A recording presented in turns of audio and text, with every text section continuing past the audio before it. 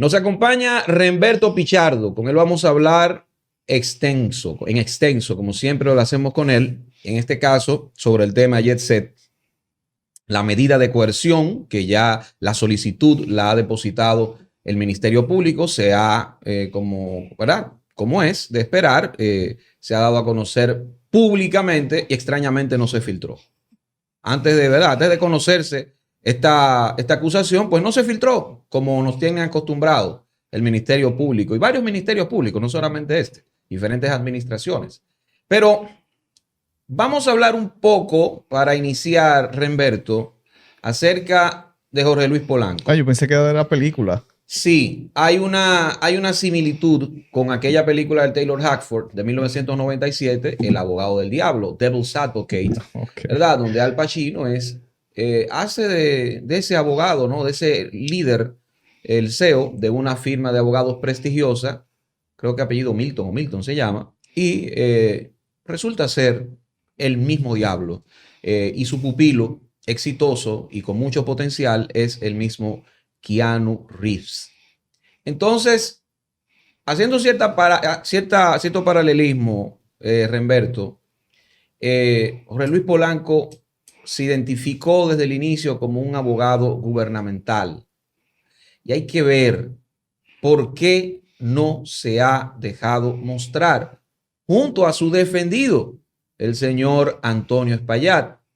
¿Por qué? Bueno, porque nosotros lo identificamos precisamente como un abogado gubernamental. Fíjate, esto es una interacción. Lo que pasa es que uno a veces no se da cuenta del efecto que uno tiene y de cómo uno altera. Y cuando digo uno, somos nosotros la plataforma empezando, que somos buenos, somos la voz del pueblo, si se quiere, entre todos nosotros. El efecto que se tiene sobre las estrategias que se diseñan. Porque las estrategias no son fijas. Si las circunstancias cambian, pues entonces tú cambias la ficha. Si Jorge Luis Polanco se declara abogado de Antonio Espaillat y supuestamente renuncia a ese grupo de abogados contratados por el Estado Dominicano y nosotros lo identificamos como una pieza gubernamental, lo lógico es que él no permita que se le tome una foto o danos una imagen que corrobore en la mente del pueblo dominicano visualmente lo que nosotros estamos diciendo. Nosotros alteramos ese curso de evento. Si el plan era, porque por ejemplo tú tienes que verlo de dos vías. Vamos a suponer que Antonio Espaillat, cuya vinculación a la presente estructura empresarial gubernamental es innegable, quiera una garantía. ¿Qué mejor garantía tú le puedes dar que mandándole a Jorge Luis Polanco de que no le va a pasar nada? Y no le pasó nada durante 2 meses. El problema es que durante esos 2 meses nosotros seguimos martillando el asunto hasta que se rompió. Y concurrieron muchos eventos más que afectan al mismo grupo que nosotros también martillamos. Había que darnos algo. No dan a Antonio. Por ejemplo, ¿qué hace? ¿Cuál es la variación en la estrategia de ellos? Buscan a Miguel Valerio para que acompañe a Antonio en todas las diligencias procesales que en un principio tenía que hacer ¿quién? Jorge Luis Polanco. Claro. ¿Cuándo entra Miguel Valerio en escena? Cuando Jorge Luis Polanco se da cuenta de que nosotros lo estamos esperando. Nosotros los medios, o sea, los medios independientes, las plataformas, lo estamos esperando. Entonces, no puede. La foto. Exactamente. Pues tú sabes que lo estamos esperando, vamos a hablar claro. Y hubiéramos metido a Luis en el medio, hubiéramos puesto una foto de Jorge Luis Polanco con Luis, después una de Luis con Antonio Espaillat, que hay muchas. Y luego la foto la tenemos en la portada ahí, con la película La ficha del abogado del diablo. Entiendo. Tuvimos que falsearla porque no nos la dio. Entonces tú no puedes esperar que nos la pongan cómoda tampoco, ¿verdad? Porque los muchachos no se chupan el dedo. Cambian la estrategia, entonces te ponen a Miguel Valerio, que es una persona, bueno, que es más abogado privado, si se quiere. Porque es una persona que... Miguel Valerio es abogado. Miguel Valerio, tú vas y yo tengo tal problema, él dice, yo te voy a cobrar tanto y le da para allá. Punto. No es la misma situación que Jorge Luis Polanco, que se ha introducido en el Estado o lo han introducido en el Estado a trabajar para el Estado, léase, en beneficio de un grupo empresarial específico que ha hecho una serie de cosas con el Estado cuyos resultados no lo ha visto nadie, que nosotros ya hemos cuestionado conjuntamente con la estructura estatal. Yo personalmente le solicité una auditoría a la Cámara de Cuentas, no pensando que la Cámara de Cuentas iba a hacer la auditoría, pero sí para cumplir con mi deber de ciudadano, de que se auditaran todos esos acuerdos que habían sido suscritos por Jorge Luis Polanco y su equipo de abogados en los casos de corrupción. Porque hasta la fecha ninguno ha sido publicado y los montos se desconocen. Y si en realidad se recibieron montos. Porque conjuntamente con la designación de ese equipo de abogados, se creó un fideicomiso para esos bienes recuperados, para no rendir cuenta de en cuanto a qué se había recuperado. O sea, esto es una estratagema completa. Y el hecho de que esa persona que lideraba eso renunciara y pasara a la defensa de Antonio Payá, el que a su vez para la reinauguración de la cabina de El Sol de la mañana tiene nada más y nada menos que al presidente de la República sentado. Increíble, una inauguración de una cabina de radio. Exactamente. Y eso nada más pasa aquí. Entonces, fue una garantía porque tenía un riesgo mediático. El costo al final fue muy alto, empezó a ascender. Y ahí tienen que buscar una persona que tenga un desenvolvimiento procesal, pero que no tenga la vinculación a la estructura estatal que tiene Jorge Luis Polanco. Ahí entra en escena Miguel Valerio. Así de simple. Pero eso se debe a que nosotros alteramos el curso de los eventos. Una pregunta. Jorge Luis Polanco, abogado haciendo un trabajo para el Estado, para el Ejecutivo. Bueno, ni siquiera porque si hay un fideicomiso de bienes recuperados, el destino final de esos bienes no se sabe cuál es. Bien. Entonces, para nosotros saber para quién era que él estaba trabajando en realidad, debemos de saber el destino final de esos bienes. Y te recuerdo, ya aquí la línea entre empresariado y Estado se borró. Sí. Porque 28 de ellos pasaron a ser prácticamente funcionarios públicos con el Consejo Nacional de Competitividad. Ya no hay esa distinción. Decreto, que lo estamos hartos de enseñarlo aquí, 389-17. Claro. Entonces, habría que ver dónde pararon esos bienes. Si en realidad se recibieron esos bienes, porque ellos dicen que recibieron, pero no hay una prueba de que se haya recibido.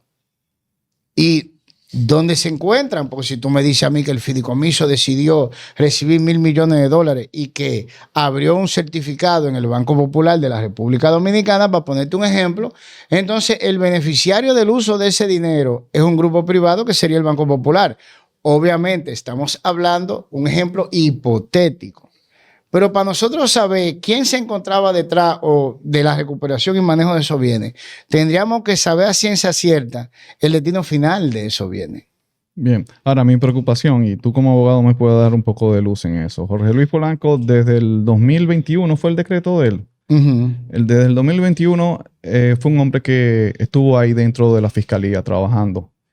Y que su contrato de trabajo le daba cierta autoridad frente a la propia Jenny Berenice, porque el contrato dice que ellos tenían que mantener al tanto a Jorge Luis Polanco y al grupo de abogados de todas las investigaciones de los casos. Entonces, si vemos que Jorge Luis Polanco durante todo ese tiempo tuvo que tener algún tipo de influencia ahí en la Procuraduría, cuando se da el caso de Jet Set, pasan 15 días. Se supone que el caso se da y se supone que la Procuraduría tiene que inmediatamente empezar una investigación y suponemos que fue así, que empezaron a trabajar.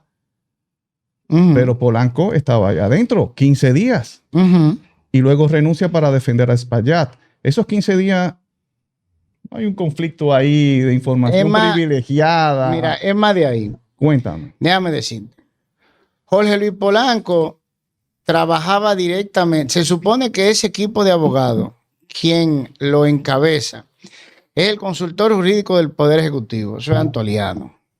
Y el despacho de Antoliano se encuentra en el Palacio Nacional, igual que el de Luis. Y cuando tú contratas una firma de abogados o un abogado en específico o en este caso lo designa por decreto, por nombre, porque ellos fueron designados por nombre. Inclusive ahí conjuntamente con Jorge Luis Polanco, pues llegaron varios abogados más y uno de ellos es el hermano de mi amigo Paíno Enríquez, que es el actual ministro de Medio Ambiente. Fue el director de la campaña de Carolina Mejía, para que tú veas cómo se va mezclando todo. Y la verdad es que Jenny Berenice Reynoso, frente a Jorge Luis Polanco, queda por debajo de él. O sea que yo entiendo que Jorge Luis Polanco tenía mucho más poder que Jenny, porque Jorge Luis Polanco hacía, así en buen dominicano, hacía que cancelaran a Jenny si Jenny no respetaba el libreto. Y a quien buscaron a su casa, para Jorge Luis Polanco, no fue a Jenny. A Jenny la dejaron en un sitio. Porque Jenny siempre estaba en el Ministerio Público. Aparte del ejercicio privado para esos grupos empresariales que ella hizo en Santiago. Y que continúa haciendo desde el Estado. Pero Jenny estaba en el Ministerio Público. Pero ¿a quién fue que buscaron específicamente para la tarea de ese dinero, de esa recuperación? Fue a Jorge Luis. Un abogado de confianza del partido. Entonces, no, de la misma estructura. Ajá. Acuérdate que el abogado de Hernani Salazar, en su querella por difamación e injuria contra Vincho Castillo, estamos hablando del gobierno de Hipólito, fue el mismo Jorge Luis Polanco. O sea que estamos hablando de un hombre de confianza de ellos, muy por encima de la misma Jenny Berenice Reynoso y la misma Miriam Germán. Y que estaba sonando como procurador. Esa fue otra una opción del presidente. Esa fue otra que nosotros alteramos también. La alteramos, tenemos que decir la verdad. Nosotros lo dijimos, si lo pones tú verás el problema que tú vas a tener. Precisamente porque a la fecha no se ha rendido. Él salió del equipo de abogados y todavía no se sabe qué fue lo que se hizo ahí con todos esos casos de corrupción y dónde se encuentra el dinero que supuestamente se recuperó y cuánto fue que se recuperó. Todavía no se ha esclarecido eso. Y él piensa que nosotros no vamos a seguir con eso, pero nosotros sí vamos a seguir. Por eso fue que hice la solicitud, para que tuviera una fecha, para que supiera que eso es un expediente contable estatal abierto y que no se va a cerrar nunca hasta que no sea satisfecho el requerimiento. Pero es lo que te digo, o sea, tú puedes decir sin ningún problema que cuando Jorge Luis Polanco entraba a la Procuraduría, el que decía lo que sí iba a hacer era él. Eso es así de simple. Eso no es que dique. Inclusive, él llegó muchas veces a reunirse con Jenny para bajarle raya. O sea, que eso no es... Porque uno conoce a parte de los abogados que fueron subcontratados ahí y fueron muchos. Y yo conozco a la mayoría. No, él fue allá, hizo esto y lo otro. ¿Tú crees que haya mérito suficiente, Remberto, para, como sugiere el Ministerio Público en esta acusación contra Antonio Espaillat, su hermana, que son obviamente como los propietarios, ¿no? del Jet Set, o por lo menos así someramente lo que se ve, que declaren el caso complejo y que se le dicte 18 meses de prisión preventiva, por ejemplo, a Antonio Espaillat? ¿Tú crees que tiene mérito suficiente esto para declararlo complejo? ¿Eso beneficia de algún modo a Antonio Espaillat o todo lo contrario? Depende de la imputación. Te voy a explicar a qué me refiero. Aquí el derecho en realidad es muy mecánico, porque se ha hecho así. O sea, aquí lo que es el análisis jurídico en tribunales es sumamente pobre. Por eso nosotros tenemos infracciones que en otros sitios se ha desarrollado ampliamente todo con respecto a ella, pero aquí no. Y aquí lo que es el homicidio mediante el uso del medio ambiente, y no me refiero a naturaleza, ha sido muy poco estudiado. Adrede, ¿qué significa eso? Si yo sé que un vehículo no tiene freno y yo quiero salir de ti, ¿te lo presto? Yo sé que es muy probable que tú te mates. Yo lo sabía. Y te presté precisamente ese vehículo porque quiero salir de ti, porque quiero heredar los cuartos tuyos. Eso se ha analizado cientos, miles de veces en varios países del mundo. Pero aquí eso es impensable. Porque no hay el nivel, es lo que te decía. O sea, tú coges el INASIF y fue lo que dijimos. ¿Y cuál es el experto estructural y los equipos que va a utilizar el INASIF para hacer esta evaluación? Porque yo he ido al INASIF y hay una ambulancia del INASIF para en 4 Block afuera. Yo tengo la foto, yo creo que yo la subí a mis redes. Entonces, donde hay una ambulancia con 4 Block, tú me vas a decir a mí que hay equipo de última generación de análisis forense estructural. Una sola fotógrafa. Una sola fotógrafa. Entonces, ¿qué te quiero decir con eso? En realidad, Antonio Espaillá, según los últimos eventos que han surgido del teléfono de Gregory, que se llama el muchacho, Gregory Adams, ¿verdad? Y otros más, según se ve en la captura, en la misma acusación, en la solicitud de medida de coerción, para poder justificar, a mi entender, un proceso por homicidio, porque él sabía que el techo se iba a caer. E inequívocamente, que había problemas y que el techo podía caerse. Y cuando estamos hablando de que se caiga el techo, ¿cuál es el resultado lógico de eso? Muerte. Muerte o lesiones graves. Claro. No hay otro. Y si él, como se dice en la prensa, dijo, tú se azaras con eso, significa que a él reiteradas veces se le dijo lo mismo. Y según lo que yo pude ver, él dijo, esa fiesta está vendida. Lo que significa que él puso su interés personal por encima del peligro o el posible grave daño físico o muerte de todo lo concurrente a su fiesta ese lunes. Ya ahí estaríamos hablando no de homicidio involuntario, sino de homicidio.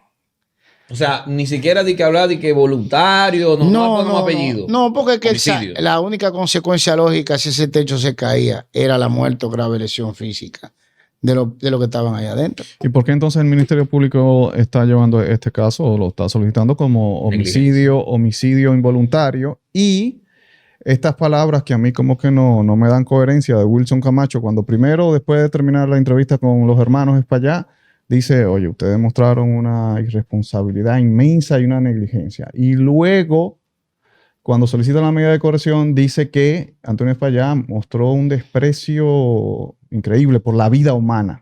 Si tú ligas esas cosas, entonces, ¿qué coherencia tiene que tú pidas homicidio involuntario?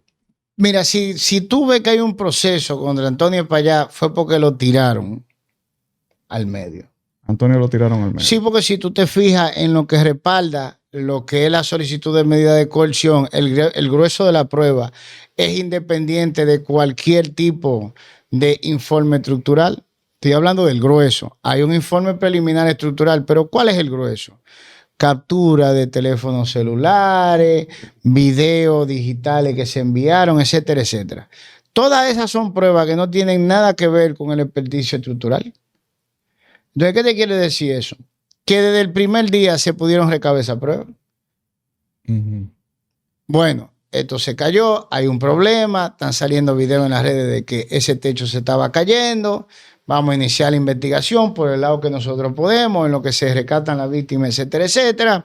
Vamos a empezar por interrogar toda la empleomanía de aquí. Claro. Tú agarras y buscas en la TSS los nombres de los empleados, porque se supone que cotizaran por la compañía. Ahí tú tienes su nombre, su número de cédula. Tú agarras y el Ministerio Público tiene base de datos, léase. Que cuando pones tu nombre, igual que lo hacía Data Crédito en su época y todas las demás instituciones crediticias, bueno, pues tiene direcciones asociadas, tiene número de teléfono asociado, etcétera, etcétera. Mire, pase por aquí, por favor, que nosotros, usted es fulano de tal, si usted es empleado del YESED, sí, pase por aquí, por favor, que nosotros queremos hablar con usted. Hubieran llegado con Gregory inmediatamente. Claro. Inmediatamente hubieran llegado. Y mira, todo lo que yo estoy diciendo son documentos que están ahí, a la mano, a disposición del Ministerio Público. No había necesidad de esperar 2 meses para que el grueso de la prueba fueran producto de diligencia probatoria que se pudieron hacer antes de que culminara el rescate de todo el mundo. Pero que nunca se hicieron la diligencia porque la prueba fue por voluntad propia, que fue Gregory a sumar una querella más contra Antonio Espaillá y a aportar esas pruebas. ¿Y por qué tú crees que pasó eso? ¿Por qué ahora? Vamos a ver, ¿por qué ahora? Porque ahora tenemos 2 meses, 4 días. ¿Por qué ahora? ¿Quiénes son los que están bajo ataque? 2 hermanos. No, nosotros tenemos un grupo empresarial bajo ataque. Nosotros tenemos los medios bajo ataque. Tú no lo puedes ver aislado nunca. Porque es el mismo grupo. Atiende, sí, es el mismo grupo. ¿Quién es el dueño del Diario Libre? Fran Rainieri. Fran Rainieri. ¿Quién fue que salió en la licitación de Cabo Rojo? Que nosotros calentamos aquí porque le enseñamos al pueblo dominicano quién era el consorcio Cabo Rojo.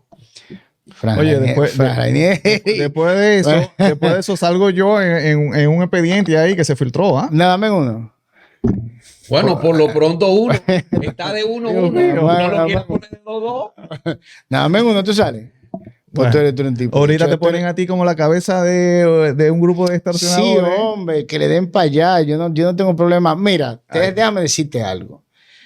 Lo primero que tú contemplas cuando tú arrancas lo que nosotros estamos haciendo es la muerte, hermanito. Yo lo sé. Entonces, si tú sigues respirando, tú estás ganando. Eso es así. O sea, así de simple. Entonces, de ahí, que estarme en un expediente para trancarte, tú estás mejor que muerto, porque de la cárcel se sale, pero del cementerio no. Ahora también hay que contemplar a la inversa. Porque si tú sales, como me enseñaron a mí, como decía mi mamita, para que la corona llegue a mi casa, que llegue a la del otro. Y fue lo primero que me enseñaron a mí.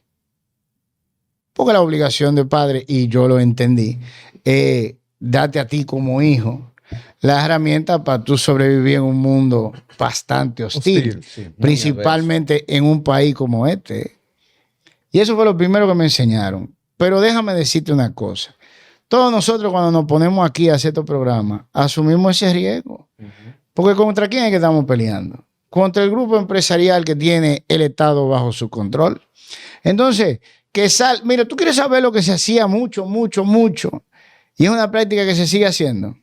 Que le dicen a una gente, ve y ponle la querella. Entonces tú tienes un particular que se querella contra ti, pero ellos lo manejan todo desde atrás. Pero del otro lado, ¿qué tú ves? No es el Estado porque fue un particular que se querelló contra él. Mentira, todo eso es armado. Lo arman. Entonces, por eso te digo, una sola nada más. Pues tú eres un tipo dichoso. Por lo general, cuando la cosa la merita y están bajo mucha presión, te buscan 3, 4, 5 y 6 querellantes. Pero mira, yo te voy a poner un caso histórico aquí. La primera vez que Jochi Gómez cayó preso, que fue en el 2012, sí. Yo vi las publicaciones donde se decía que él tenía más de 40 querellantes. Wow. 40. Peor que Ángel Martínez. 40, más de 40. Le dictaron prisión preventiva. Le variaron la medida cuando no encontraron los cheques con lo que el papá amenazó en televisión que él iba a publicarlo, porque todo eso se dio huyendo. Guillermo Gómez salió hoy, para ponerte un ejemplo. Nosotros vamos a mostrar en nuestra edición de mañana por la noche de Aeromundo unos cheques dados a Funglode por una entidad bancaria, una cosa así, que demuestran la corrupción del actual gobierno, y por ahí se fue. Bueno, pues cuando ese hombre dijo eso, cayó Jenny, con allanamiento simultáneo en la oficina del papá, en la casa del papá, donde quiera que el hijo tuviera algo, buscándole cheques. Y en el transcurso de la búsqueda de los cheques fue que le pusieron la prisión preventiva, pero no encontraron los cheques. Al no encontrar los cheques, ¿qué dijeron los gomeros? Pablo, me toca a mí, no te apures. Ahí agarraron, le variaron la medida al muchacho, lo soltaron y ahí se quedó ese expediente. Entonces tú te preguntarás, ¿y los 40 querellantes, dónde quedaron? Entonces tú me quieres decir que de 40 no hubo uno que dijo, no señor, yo voy a seguir mi proceso en contra de él. De 40 no apareció uno. Eran unos bob. Pero óyeme, de 40 no apareció uno que siguiera su proceso. Sí. ¿Cómo es eso posible? ¿Cómo es eso posible? O sea, numéricamente es imposible. 40 personas a la vez decidieron que iban a dejar su proceso votado. No, eso no. Eso de manera natural no sucede. Entonces, tú tienes un registro ahí documentado e histórico de cómo se hace esa maniobra. Tú puedes irlo a buscar, más de 40. Te voy a poner lo mismo a la inversa. Cuando no quieren procesar a alguien. ¿Cuántas querellas por corrupción dijeron Jenny, Wilson y Miriam que encontraron en la Procuraduría General de la República cuando ellos asumieron? Engavetadas.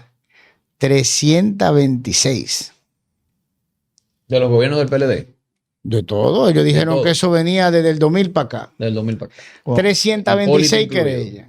¿Cuántas de esas querellas se procesaron? Ninguna. Gobierno de Hipólito incluido, quiero decir. Ninguna. Ellos dijeron, hemos encontrado engavetadas 326 querellas. No procesaron ninguna. No desempolvaron ninguna, como ellos dijeron que iban a hacer. Pero no solo eso, hay que adicionarle la siguiente. La Cámara de Cuentas, todas las gestiones de la Cámara de Cuentas, es increíble, pero es cierto. Siempre cumplen con el siguiente requisito de ley. Ellos hacen la auditoría buena, mala, bonita, fea, maquillada, no maquillada, como tú la quieras.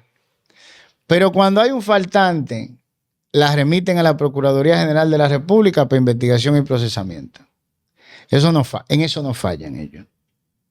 Eso significa que tú tienes, a lo largo de 5 años, la Procuraduría recibiendo solicitudes de investigación avaladas en auditoría de la Cámara de Cuentas, que también hay que sumarle a los 326 expedientes que había ahí, que no se han procesado. Cuando ellos quieren procesar a alguien, entonces, ¿qué hacen? Un informe especial de la Cámara de Cuentas. Un informe especial. Entonces, ahí te van a buscar huyendo con un informe especial de la Cámara de Cuentas. Pero todas las auditorías que en buena ley se hicieron. ¿Y qué significa en buena ley? Cuando se te hace una auditoría a ti, a tu gestión, y hay un faltante, ellos te llaman. Ellos te notifican un plazo de X cantidad de días para que tú comparezcas, por si tú tienes los comprobantes de ese faltante que lo justifiquen.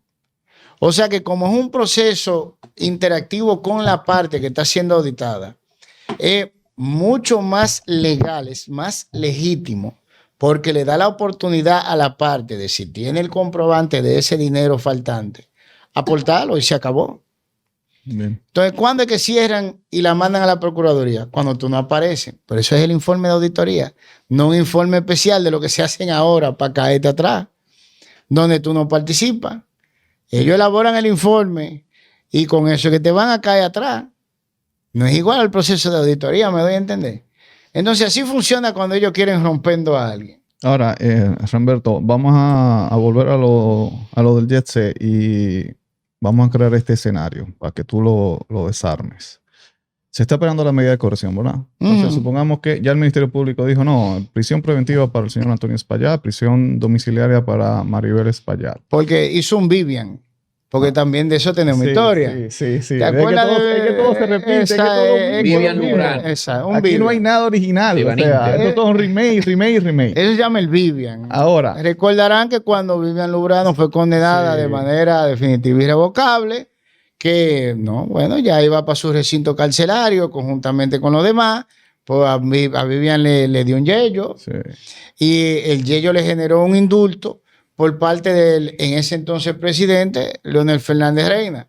Voló la comisión que aprobaba los indultos, en los cuales se encontraban Uchilora y Miriam, los cuales renunciaron a los cargos de dicha comisión precisamente porque a ellos no le consultaron sobre el indulto.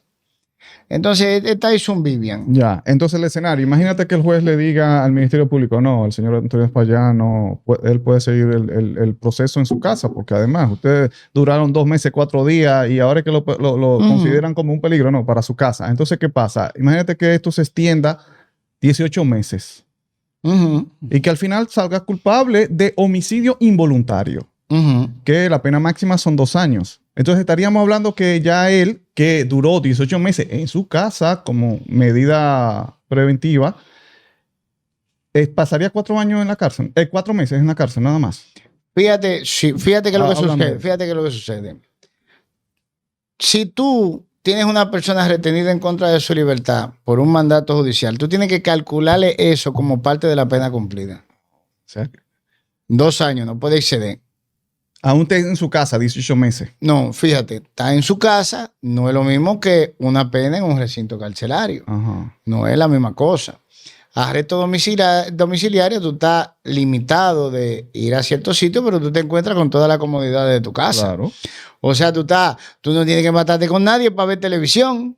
No. Tú te ¿Entiendes? bañas con agua caliente. Con agüita caliente, tú te acuestas en tu camita, internet, tú haces lo que tú quieras. Si tú eres un tipo hábil, pues tú agarras y te armas una habitación llena de monitores, ¿verdad? Entonces de ahí tú controlas toda tu empresa porque tú le pones una cámara en la oficina al gerente que tú pongas y la cámara que tiene sonido, tú hablas directo. Tú tienes reuniones con la gente directamente con el tigre Claro, sentado ahí. Y ya está comprobado que en esos Eso recintos, en esos precintos tú tienes internet. ¿Cómo es internet de Elon Musk?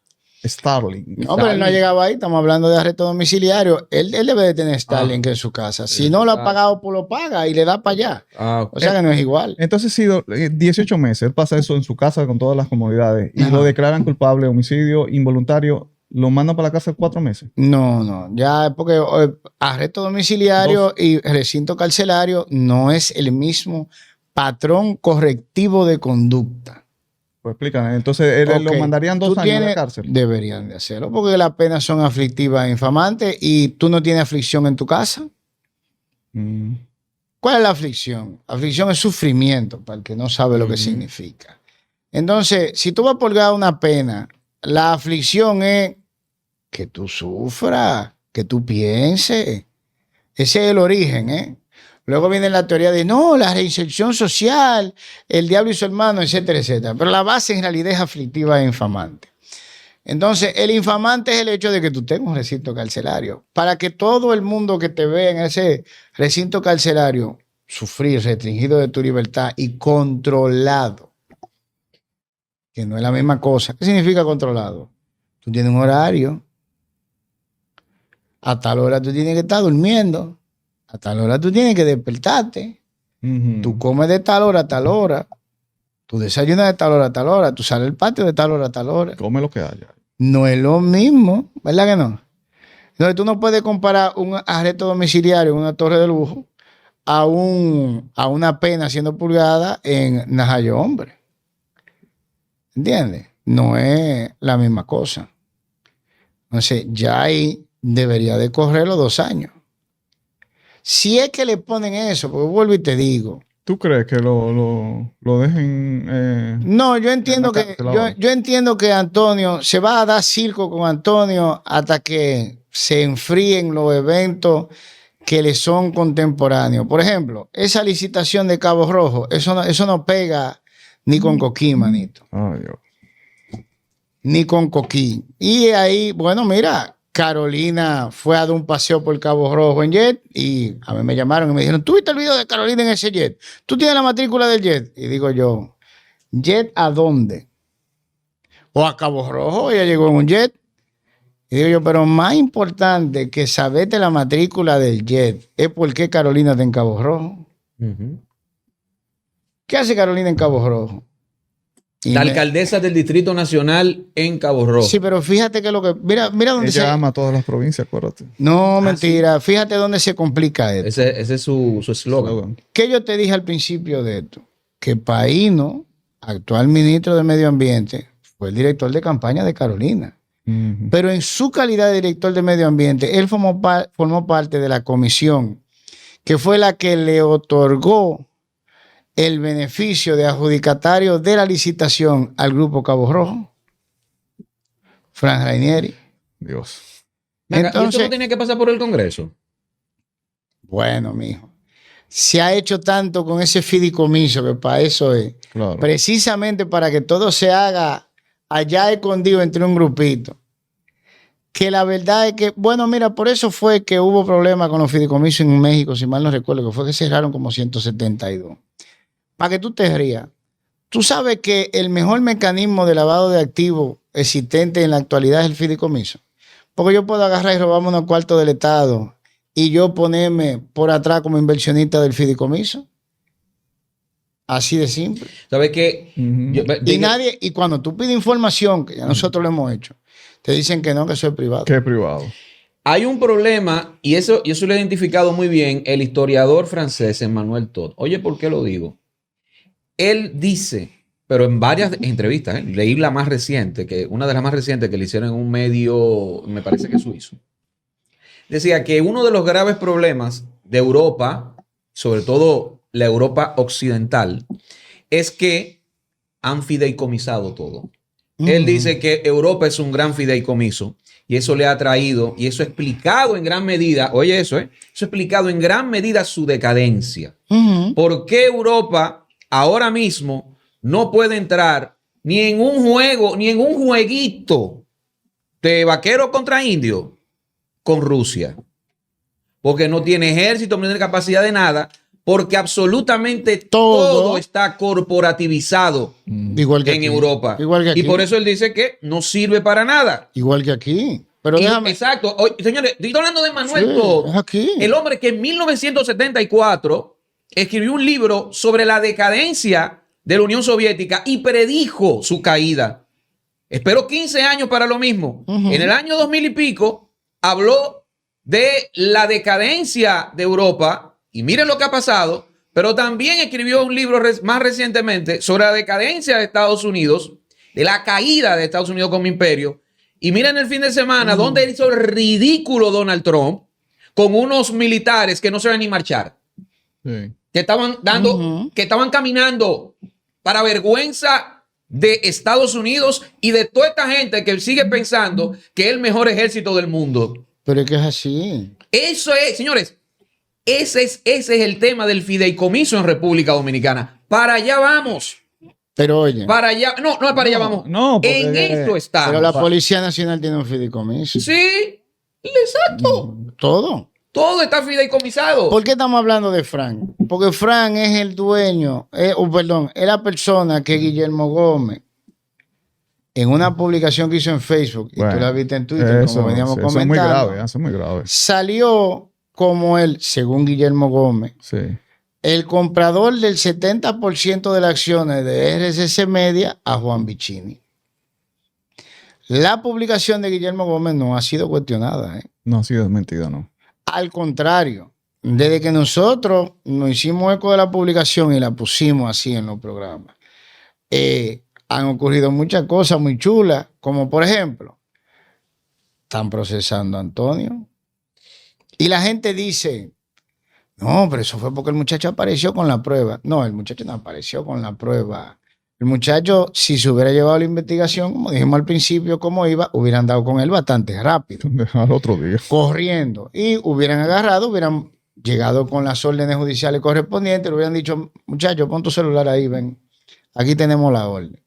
O sea que el hecho de que él llegara ahora no se dio antes precisamente porque no se ejecutó una investigación como se debía desde un principio. Y déjame decirte una cosa. Cuando ese grupo no quiere, tú puedes llevarle el video que tú quieras y no pasa nada. Ahí hay cientos de expedientes almacenados en el Ministerio Público con pruebas como tú la quieras, que no le dan curso. No le dan curso. Mira, contra el mismo Frank Rainieri debe de haber por lo menos 3 o 4. 3 o 4 querellas documentadas. Que no estamos diciendo que él hiciera lo que dice en la querella, pero lo cierto es que los abogados que la han preparado son profesionales de renombre, que no se le conoce por presentar disparate en tribunales, y el hecho de que el Ministerio Público no haya cogido la querella y la haya archivado por falta de prueba inmediatamente, te dice a ti que no querían enfrentarse a la prueba que se le estaban presentando. Porque si tú eres un ministerio público y tú agarras y dices, ok, está diciendo todo esto de Fran, pero ¿dónde está la prueba de esto? Y tú dices, bueno, se me quedaron en mi casa. No, archivado. Porque eso es lo que corresponde. Pero el hecho de que le engavetaran te dice a ti que ellos la revisaron y dijeron, no, en este lío no nos podemos meter. Porque si nosotros archivamos, se van a ventilar esta prueba en público, que es lo que sucede. La gente entiende, no, que un archivo. No, el archivo te da la potestad de irte a donde un juez a discutir. Que sí, que hay pruebas y a tú enseñarla públicamente tu prueba. Y no es por el juez, porque ellos controlan el sistema. Es por la mediatización de la prueba. Porque la gente va a ver la prueba que tú depositaste. Y hay muchas que están engavetadas. Entonces, no tiene que ver con que el muchacho se apareciera ahora con la prueba. Porque muchos expedientes con muy buena prueba hay, pero por Dios, a compré cuando mató a Duncan, si mal no recuerdo su nombre, el nombre del muchacho. Estamos hablando del expresidente de la Dirección Nacional de Control de Drogas. Sí.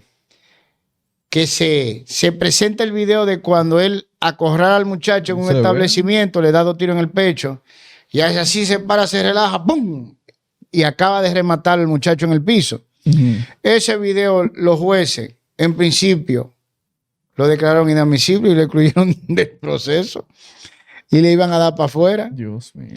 Hasta que nosotros, la plataforma, agarramos y dijimos, no, pero espérate que tengo un error porque yo vi el video en una red. Entonces ya el video era público. Lo que significa que su rigor de recolección probatoria había desaparecido desde el momento en que se hizo público. Es tan ridículo como que yo te presente un video que yo recabé directamente de la cámara y que yo agarre y luego te diga, pero mire, este video está en esta red. El primero tú puedes discutir, pero no la segunda entrega. Y le iban a dar para afuera. Sí, con un video. Sí, entonces, ¿qué te quiero decir con eso? Que cuando ellos no quieren procesar un caso, ellos no lo procesan, sin importar la prueba. Háblame de la casualidad que se da con esta salida del presidente, que creo que ha sido el periodo más largo que ha durado fuera del país, creo, o uno de ellos. 8 días. No. Casi tiene que pedir permiso al Congreso. No, claro que no, porque ¿con quién fue que empezamos? ¿De quién es el abogado? Jorge Luis Polanco. ¿Para quién era que trabajaba en principio? Luis Abinader. Exacto. ¿Y con quién lo vinculamos nosotros desde el inicio? Luis Abinader. Claro, entonces, si tú vas a tirarle a Antonio para allá a los lobos, ¿quién no puede estar aquí? Por si a Antonio se le ocurre patalear. Dios mío. Luis Abinader. Todos estos sucesos están pasando con él fuera. Sí, es lo que te digo, qué casualidad. Remerto, ¿es posible un escenario, todo esto hipotético, yo no estoy diciendo que pasó. Claro. Pero es posible pensar un escenario en el que Antonio Espaillat le hayan dicho, mira, no te va a pasar nada. Sí. Te vamos a proteger. Sí. Voy a mandarte mi abogado. Sí. Sí. Ese abogado le dice, mira, vamos a operar de la mejor manera. Jochi Gómez, en la entrevista en Somos Pueblo, dio aparentemente una clave porque dijo, me mandaron a Jorge Luis Polanco, me dijeron, no te va a pasar nada. Me mandaron a Jorge Luis Polanco, no como un negociador, sino como un fixer. Lo que dice Jochi Gómez, no estoy diciendo yo. Lo mandaron como un fixer. Está muy lo mandaron cauteloso. Como un fixer. Además de eso, sí, mira, te voy a mandar a este medio. Un medio que aparentemente tenía buenas relaciones y buenas conexiones, que es El Día, que lidera Edith Febles. Le dan la entrevista ahí Jochi Gómez. Parece Jochi Gómez. Con el caso de Transcorlatan hablamos, ¿no? La gente lo sabe muy bien. Pero luego va manifestando en esa entrevista en Somos Pueblo, Jochi Gómez, que tuvo una serie de inconvenientes y desavenencias con Jorge Luis Polanco, donde inclusive dice que él lo que quería sencillamente era quedarse con su sistema de vigilancia. De espionaje, vamos. De espionaje, exactamente. Es lo que uno infiere. Entonces, es sacrificado Jochi Gómez. Al final, tarde o temprano, es sacrificado.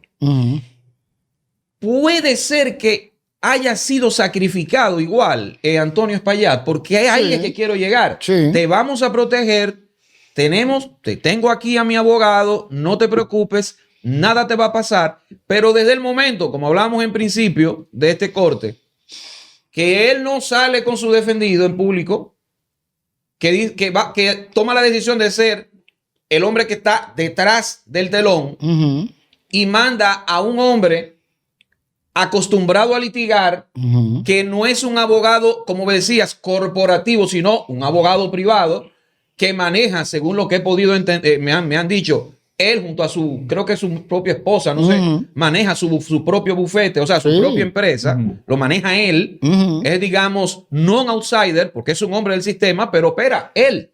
Miguel Valerio, que da la cara. Es abogado de tribunales. Es abogado de tribunales. Es abogado de tribunales. Y está en ambos lados del estrado. Está. No, sí, tiene que ver. Aquí, es su ejercicio. Sí. Él hace su ejercicio. Entonces, cabe la posibilidad de pensar que yo he estado equivocado y decía tan solo el viernes en Maracayo, cuando grabamos un par de cortes, que a este hombre lo van a proteger, sino que, no, espérate, es que ya te tiramos a los lobos porque necesitamos entregarle algo a la gente para calmar la saciedad que tiene.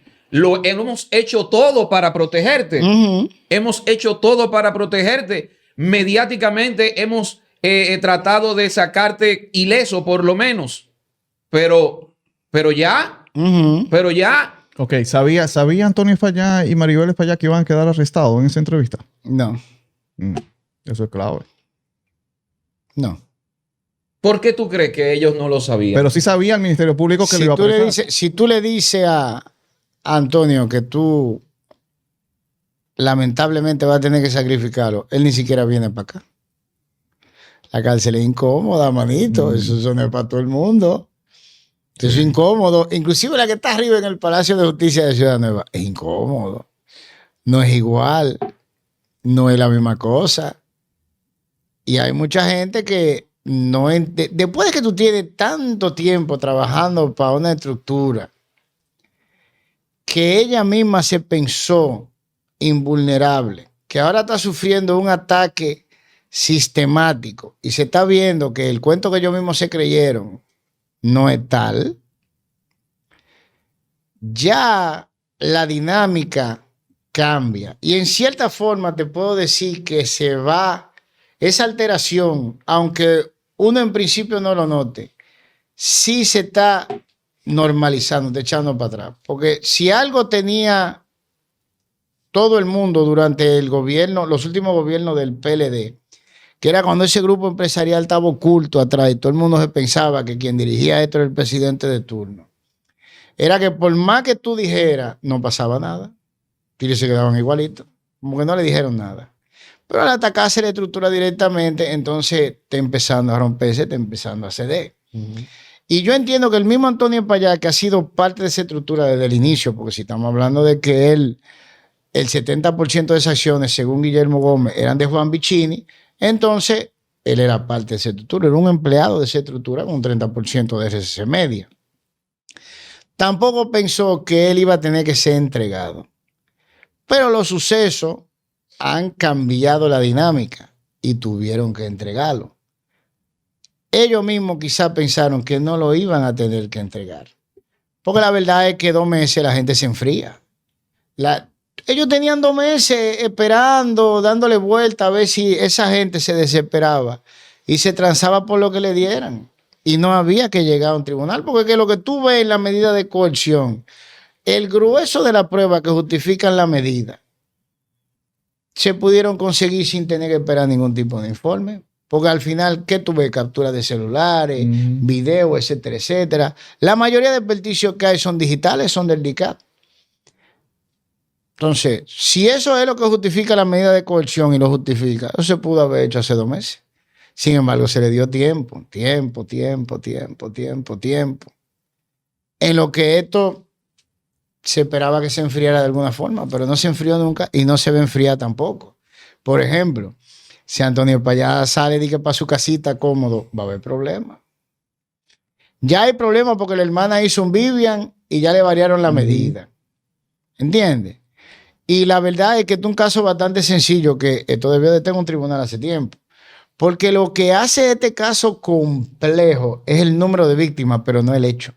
No el hecho, claro. El hecho es uno solo y es sumamente simple de identificar. Y de eso es que se va a discutir en el tribunal. Luego de establecido el hecho, que es lo que dice, a ti te tocan tantos años de prisión, es que se va a fijar la indemnización. Y ahí es que se va a empezar a evaluar el daño individual. Pero eso es posterior de establecido el hecho per se que generó el daño. Entonces, la evaluación del daño es complicado por el número de personas que lo sufrieron o que sufrieron daño, pero no el hecho. El hecho es sumamente simple. Una pregunta, o sea, ¿qué es lo que va a buscar la defensa de Antonio Espaillat? Porque ya Miguel Valerio dijo, vamos, señores, se está tratando esto como un tema criminal y esto es un tema de negligencia. Imprudencia. De imprudencia. Ya está manejando la tesis de homicidio involuntario. Bueno, pero eso es el papel de él. El mismo. Entonces, si eso es lo que van ellos a pedir. Ahora, eso entonces conlleva a negar las pruebas de Gregory. ¿O no? No, porque Antonio dio una entrevista 15 días después negando todo eso. Que nadie le había advertido nada de eso. Explícame. Déjame explicarte cómo funciona esto. Si tú quieres, mira, y fue una de las razones por la cual el adoptar ese nuevo Código Procesal Penal sin la logística fue un disparate bastante bien pensado. Si tú quieres beneficiar a una gente, tú empiezas incidente en cuanto a la prueba. Y eso sube a la Corte de Apelación, baja de nuevo, sube a la Suprema, baja de nuevo. Te pueden reiniciar el juicio desde cero. Te puede la Corte de Apelación fallarte directamente en cuanto a lo que sí tiene atribuciones de fallar, etcétera, etcétera. Tú puedes agarrar y discutir la manera en que fueron recabadas las pruebas. Tú puedes agarrar y decir que se excluyan tal o cual prueba por tal o cual razón, etcétera, etcétera. O sea, hay mucho margen para tú inmiscuirte en un proceso judicial aparentando que lo que tú estás haciendo es legal. Pero en realidad es un hecho sumamente simple. Y la prueba, la mayoría de ellas entre tú y yo, son públicas porque todas las utilizamos y todos hicimos programas mostrando pruebas en cuanto a qué fue lo que sucedió dentro del jet set. Pero obviamente, ¿de qué se trata esto? De darle larga. Ahora, si Antonio tiene una prisión preventiva en la costilla, va a ser más propenso a cooperar. ¿Qué es lo que hace Jenny? O como yo te decía, porque también está la otra cara que es el Jenny, como nosotros le decimos. Cuando ellos quieren arrollarte, van y te piden tu prisión preventiva, tranquilo. La prisión preventiva se puede renovar. No hay que declarar un caso complejo para darle larga.